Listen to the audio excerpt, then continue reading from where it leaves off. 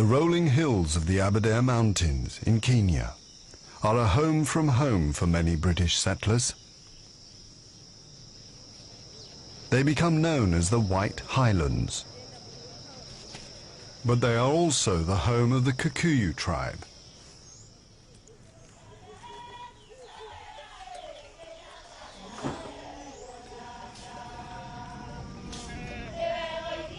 Gushu Gekoyo is a Kikuyu farmer. I often ask myself why the British send their children all the way from home to a land that is not theirs. I have come to the conclusion that the white man is a thief by nature.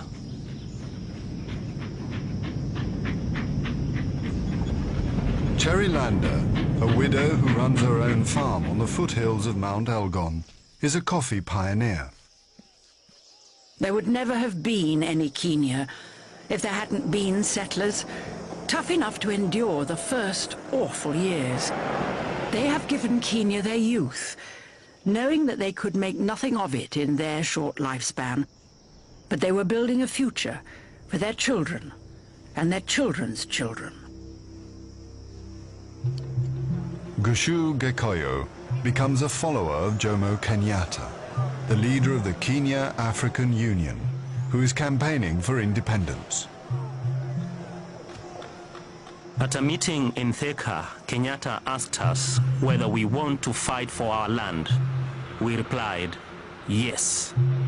Are you waiting then until the white man has bred into this country like rabbits? No, we replied. We want to fight now. Then realize that the tree of freedom is red, not with water, but with blood.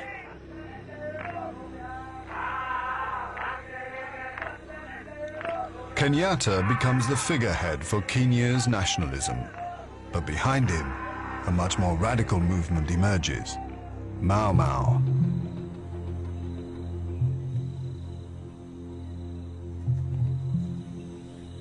(1951). The King's African Rifles patrol the thick forests of the White Highlands as Kikuyu resentment at the occupation of their land escalates into armed rebellion. The rebels express their loyalty to the cause through a blood ritual, the Mau Mau Oath. Gruesome stories about the oath-taking ceremony are so potent that British filmmakers recreate them as propaganda. But Mau Mau sympathizer Josiah Karaoke recalls the fearsome words of his own oath. I will obey all orders of the Mau Mau, or this oath will kill me. If I'm called in the night and I refuse to come, this oath will kill me. If I'm told to bring in the head of a white man and I refuse, this oath will kill me. Over 100,000 Kikuyu take the Mau Mau Oath.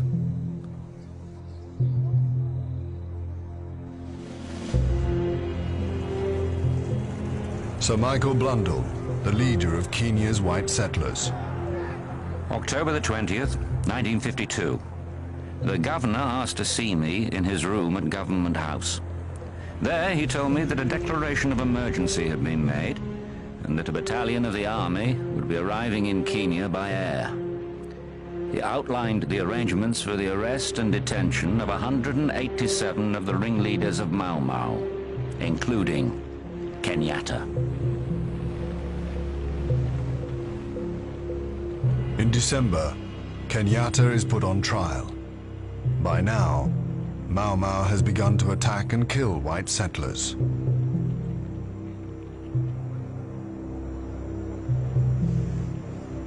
After 4 months in court, the presiding judge, Ransley Thacker, himself a white settler, delivers a damning 7-hour judgment. You have plunged many Africans back to a state which shows little humanity.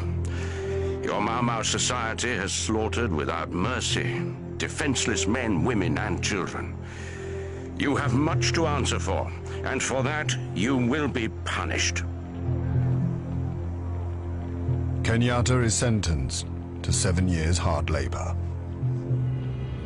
Thacker flies to Britain immediately after the trial, having been given £20,000 by the government to facilitate his permanent relocation in England.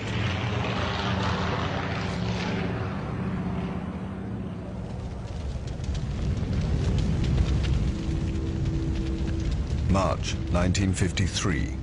The worst atrocity of the Mau Mau uprising takes place at Lari, a protected settlement of Kikuyu loyal to the British, north of Nairobi. 97 people are burned or hacked to death.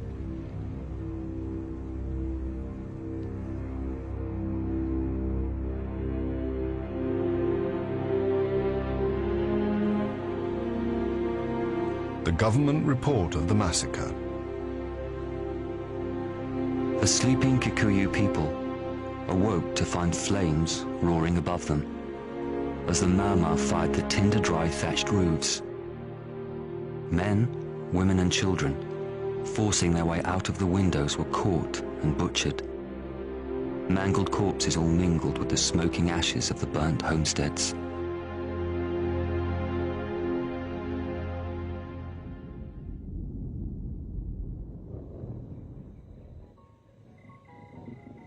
White farmers and their families continue to be attacked under the cover of darkness on their isolated farms.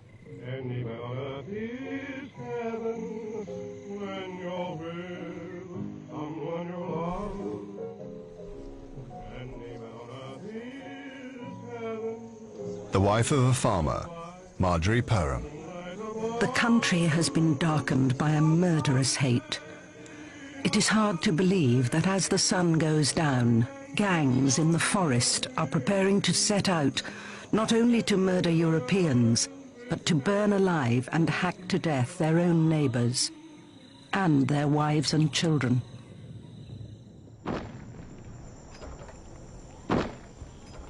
The Europeans form vigilante groups. Their avowed policy: shoot on sight. Kikuyus are required to live in protected villages, watched over by the loyal Kikuyu Guard, leaving the Mau Mau isolated in the forests.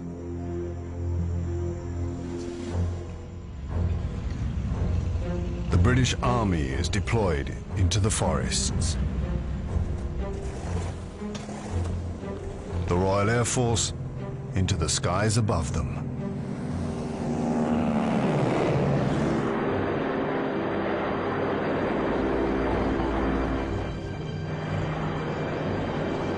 The Commander-in-Chief, British forces in the Kenya colony, General Sir George Erskine. 16th of October, 1953. We've reached a turning point which is decisive for good or evil. There have been no spectacular battles, but you cannot expect that in the thick jungle. The military operations have met with success.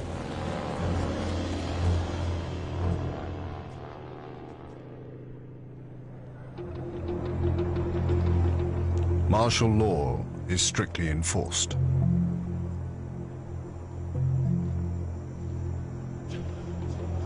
At the height of the rebellion, over 80,000 Kikuyu are held in detention camps.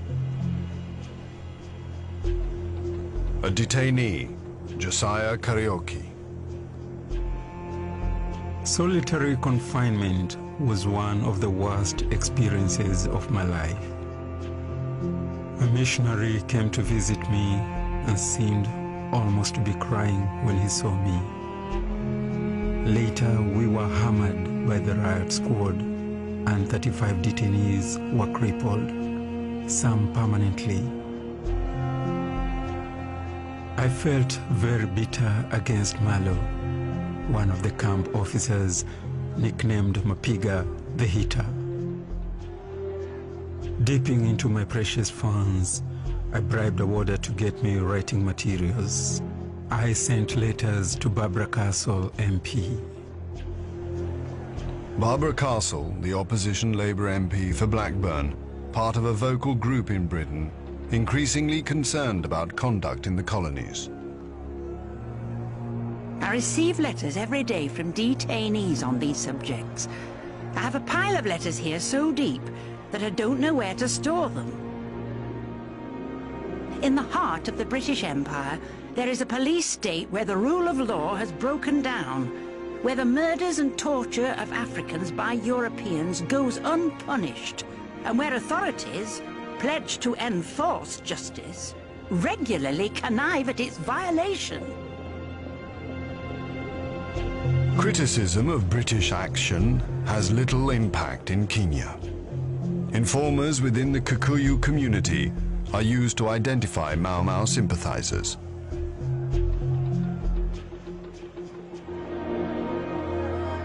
Loyal witch doctors are recruited to administer cleansing rituals, overseen by British clergymen. Do you confess that you have taken the Mau Mau oath? Do you seek forgiveness through the blood of Christ, our Savior?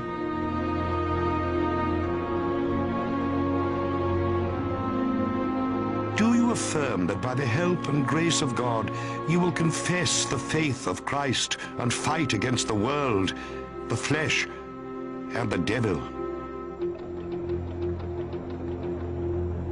Only when cleansed are the Kikuyu released from detention.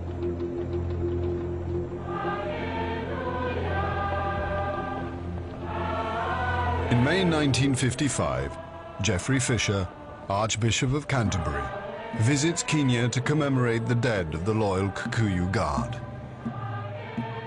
We started at 8:15 to go to Fort Hall. Lots of barbed wire and tribal guards. Laid the foundation stone of the Martyrs Memorial Church. 5,000 Kikuyu were there. I said, I address you as my friends. Whether in your heart you are my friends or not, only God can tell. After, I walked around the square. When I greeted the crowds, they waved eagerly. I estimated 10% loyal, 20% more inclined to be than not, 50% more inclined to Mau Mau than not, 10 to 20% Mau Mau at heart. What a day.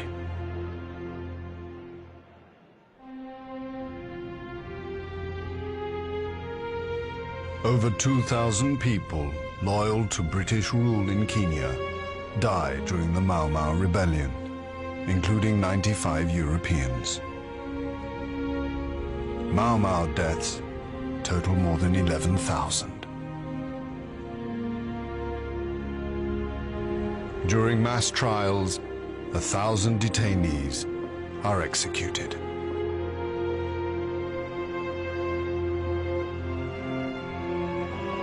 But the harsh regime coincides with land reforms for Kikuyu farmers and political reforms for all Africans in Kenya.